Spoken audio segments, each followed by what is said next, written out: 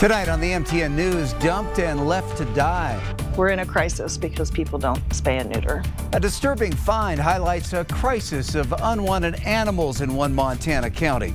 Also, first of all, I'm very concerned about the environment, and second, my tax dollars. I don't want that money squandered. Concerns about a construction project that's now underway on the Beartooth Highway, and a mystery rock.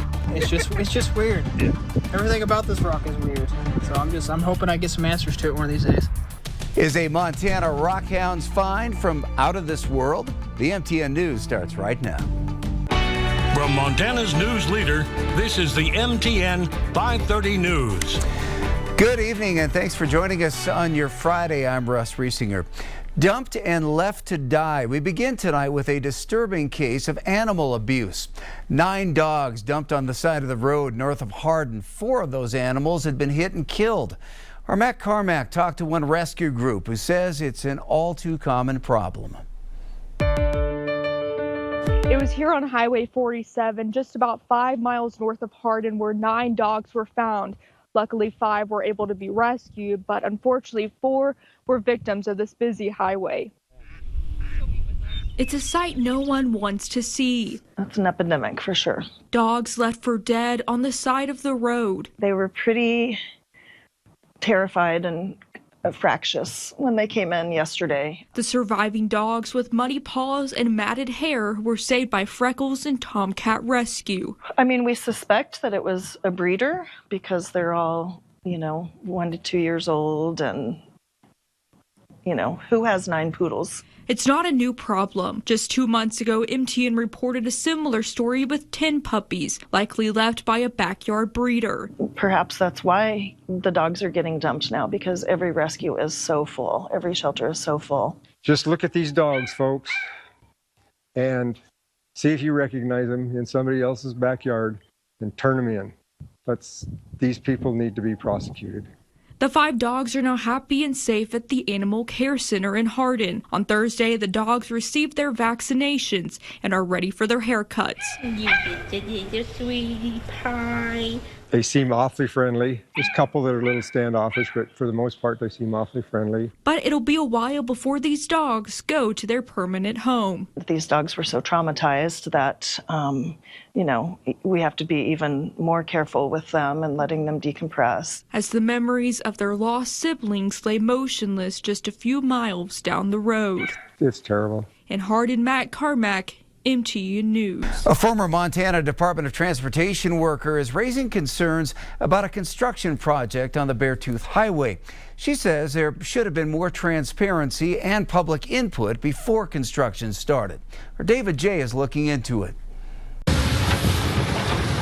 Crews work on removing dirt and rock along the Beartooth Highway at mile marker 57.7.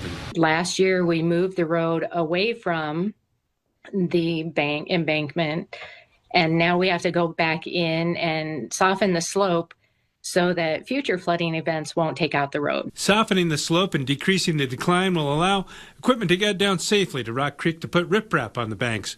But some believe it could also create an environmental issue. When you riprap, it's going to mess up the channel. It's going to compensate it for it downstream. David Arthur is a scientist and lives in Joliet. He's also concerned about the truckloads of dirt that will be hauled through Red Lodge to get to the pit. So there was concern about traffic especially during the tourist season, because we're starting to get tourists come through, and that's going to disrupt the tourists possibly. The other concern was just removing that much material. Others share those concerns, including a former biologist at the Montana Department of Transportation who resigned 3 weeks ago because she says her questions and concerns about this were not addressed. The lack of transparency, and it's public funds on public land, and it should have been absolutely clear to anyone interested what was going on. Susan Leonard says she cannot find a record of the public meetings, and she says the reason for the project has never been justified. It didn't make sense, and it seemed like they were forcing the issue and trying to justify their proposed design rather than giving a face that was true. It was to what was happening there. The Department of Transportation would not comment on Leonard's reason for resigning and says it has been working with agencies on environmental analyses. We have professionals that work at MDT and stand behind their work. We double check what the consultants are providing to us. But Leonard and Arthur say they're not satisfied with what they're hearing. In my opinion, we're not straightforward with me. Just give me an answer. Near Red Lodge, David J., MTN News.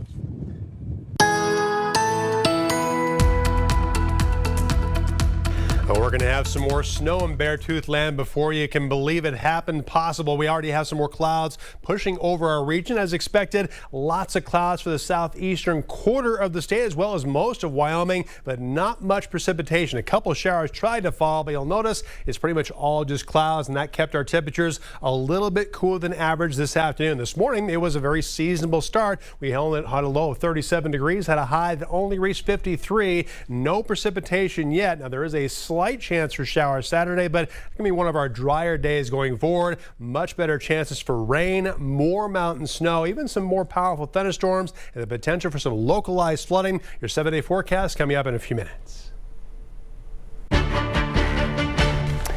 Well, throughout this legislative session, lawmakers have debated whether to change how Montana allocates the revenue it gets from taxes on legal marijuana sales. Well, now 2 bills are moving through the legislature that would keep that funding, but change the specific ways it can be used. MTN senior political reporter Jonathan M. Berrien breaks down the proposals. A proposed bill that would have removed the share of marijuana taxes that goes to Montana conservation programs fell short earlier this session.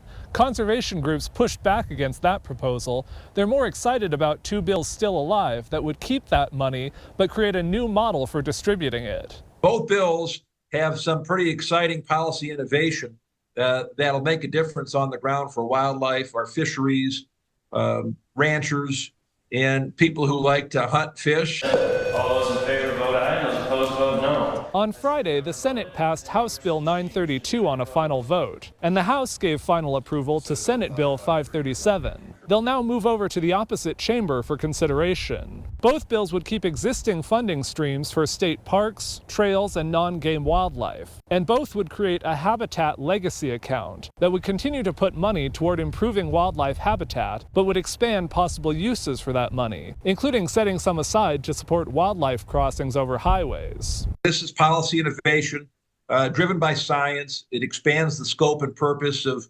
what Montanans invest into habitat. There are differences in the bills. SB 537 puts more marijuana tax revenue toward law enforcement and behavioral health. Once HB 932 goes back to the House and SB 537 goes back to the Senate, those chambers will need to vote on whether to accept the current version of the bill. If they do, the bill will go directly to Governor Greg Gianforte. If not, a conference committee will need to come up with final language. I asked Gianforte how he would weigh these bills if one or both comes to his desk. We'll have to see what form the final bill comes. There has been an attempt in this legislature to take money that would normally offset income taxes and shift it to other purposes.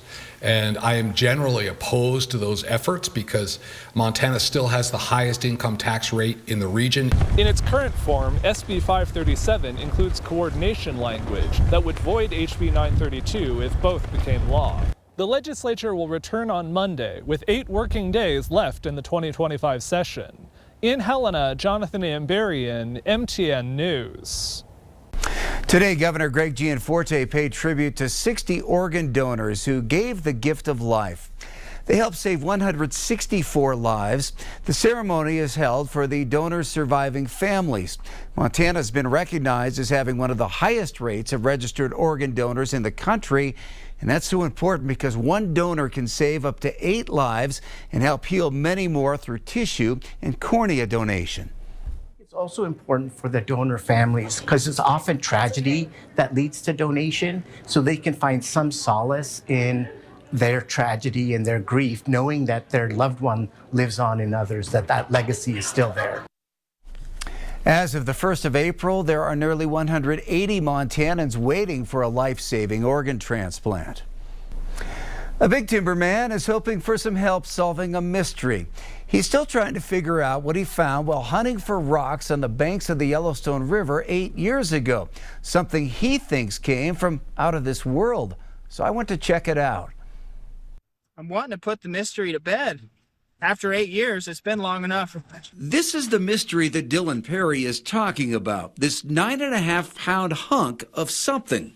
It's out of this world crazy. Dylan found it while hunting for agates along the Yellowstone River near Gray Cliff. The sun was shining just right, and I noticed that color green just kind of poking out at me, and the greenish glow, just one of the odd qualities. Picked it up, washed it up, brought it home, and stuck a magnet to it. And when that magnet stuck, it's just weird. Dylan says that sent him down a rabbit hole, trying to figure out just what he found. It just started bugging me. I mean, I've been doing research on it since the day I found it. Well, I've had XRF tests done on it. I've had a portion of it cut. I've scratch tests. I sent off pieces of it to really smart people. They've told me they thought it was a meteorite. But they couldn't be sure, so I brought along a guy who knows a little about rocks to take a look. Dr. Ennis Garrity spent decades as the head geologist at the Stillwater mine. Oh my goodness. Wow. It's heavy too. Yeah, that is definitely something different. Look at that.